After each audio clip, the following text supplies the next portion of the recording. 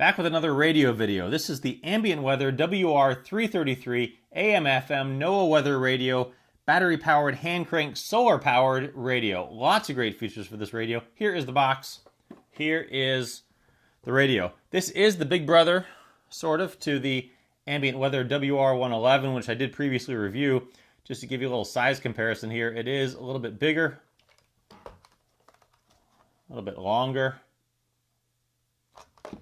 Similar features. The WR-333 does have a few more features, but just to show you, they are similar in function, sort of similar in size, but a little bit bigger on this one. And so here is the radio. Let's talk about it. So this radio is great for multiple situations. Because it's a Noaa weather radio, it's a great radio for blackouts, for emergency situations, for inclement weather, tornadoes coming, winter storms coming. Great to keep in your get-home bag or your bug-out bag. Because it's solar-powered and hand-crank powered, you don't need to worry about leaving this in your bag for extended periods of time and coming back to a dead battery, like if you were using regular batteries. So great options for that. You can also take it camping because, again, it's not dependent so much on battery power. You can hand crank it. You can use the solar power, especially if you're out camping.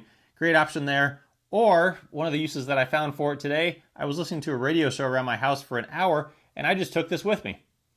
I'm in the kitchen, have it in the kitchen with me. I'm in the bedroom. I'm, places where I didn't necessarily have radios all over the place. I just drug this around with me. Very easy, very small, compact, and it worked great for that. So lots of uses for this radio. Now let's talk about the construction, the basic features of it. One of the big obvious features of this compared to the 111 is this big handle over here. Sort of handle. It's got a little metal clip here that you can use to clip on to whatever you might like, I guess. You can use it as a handle if you want to carry it by that. On the top, there is a solar panel for charging it. Also a button here that powers or turns on, I guess, the 3 LED flashlight over here. And then also a telescoping antenna that goes up about 2 feet, I'd say. Although really the radio reception is actually pretty good even with the antenna down. So there's the top. This will power by direct sunlight, indirect sunlight, or even daylight desk bulbs, which I often use for these videos. I found will also seem to charge it. On the back, this is where the hand crank is. So this just tucks out of the way here. You pull that out. Now for the initial use, you want to crank it about twice a minute, or twice a second rather, for about 3 to 5 minutes. Or if you've not used it for about 60 days, you want to crank it for a couple minutes just to get that battery charged up. You can then tuck this back out of the way and go on using it. They don't give you a length of time in the book for how long that initial crank will last you. I think it's in the ballpark of about an hour from the other book that I read.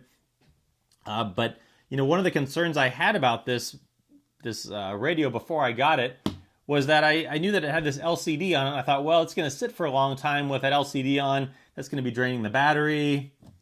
It's going to be a problem.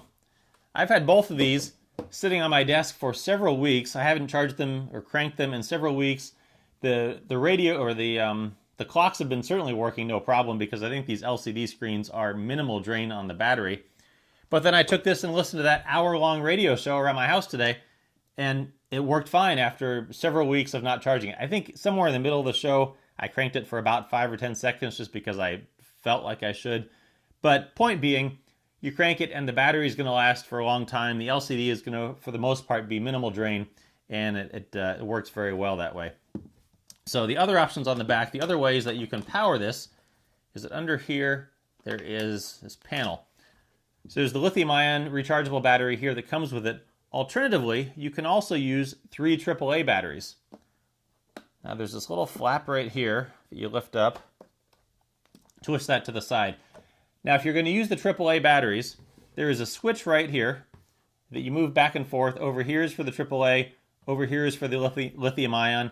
Make sure that you have that in the correct position because when I first got the radio, didn't know about this little flap back here. Had it over on the AAA and could not figure out why after several minutes of cranking it, the radio wasn't working.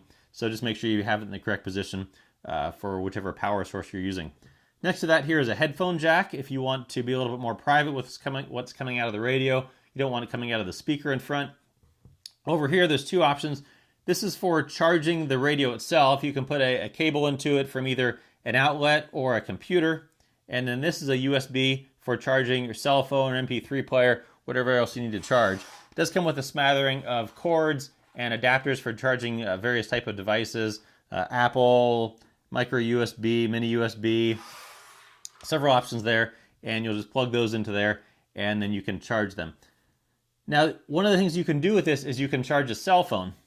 And the way that you do that, this charges the cell phone passively. A lot of people think that you have to plug the cell phone in and then crank it, and that you're actively charging the cell phone by cranking it, but that is not the case with this. So you charge it up, you charge the battery up, you plug the cell phone into here, and then you just let it sit, and it will charge your cell phone passively, not super fast, maybe not all the way, but I mean, it's not going to be like it is plugged into the wall, but I've plugged my cell phone into this, and it actually does charge it. It gains several percent in, I don't know, 10 or 15 minutes that I had it plugged into it. So it will work if you're out somewhere and you need to get your cell phone charged up to be able to use in some form. Then you just put this flap back down and put that door back on, and then this charging handle tucks back out of the way. On the bottom, not much there. This black stuff is sort of a hard rubberized type material. Keep it from sliding around a little bit. And then on the front is the control for everything. So fairly big speaker here. One of the advantages of this, I guess, over the 111 is that it does have a little bit bigger of a speaker, so you're going to get a little bit better sound out of this. Controls over here: power, tune up and down, volume up and down, mode, and then this is the alert for the emergency weather band that I'll talk about in a minute. So power it on, comes on to FM. Volume up and down, press the mode again, goes into AM. And then next is the Noaa weather radio. There are 7 channels of Noaa weather radio. Give you a little listen to it for a minute. And now the conditions for selected cities in Ohio and Indiana, elsewhere across Ohio at the Dayton Wright Brothers Airport. So there's a little bit of the radio for you. There are 7 channels. Pick whichever channel is yours and just let it sit there. It will remember it when you turn the radio off and back on. Now you press this one more time and you'll see that the weather band up here starts flashing. And what that is that you keep the weather or the radio in this off position, and if there's an emergency alert, like there is suddenly a tornado or something coming, this light will start flashing and the radio will turn on. So this is useful for if you don't know whether you can go to bed. Maybe there's a tornado coming, you're not sure, you don't, do I take a chance on my house being blown down? Put this in this alert mode and go to sleep. Now this does use a lot more of the battery, so it behooves you, if you're going to do this, to have it plugged in. That way it'll stay in this mode. If the battery gets down to the point where it can't support this, it will just go back into the regular clock mode, and you can get to that by just pressing the off button. Price on this, retail price, I think is around $44.95 if you can find it. These radios, along with the 111s, have been in high demand lately, and Ambient Weather is having a hard time keeping them in stock, both on their own website and places like Amazon often go a couple months without them in stock because they're just so popular.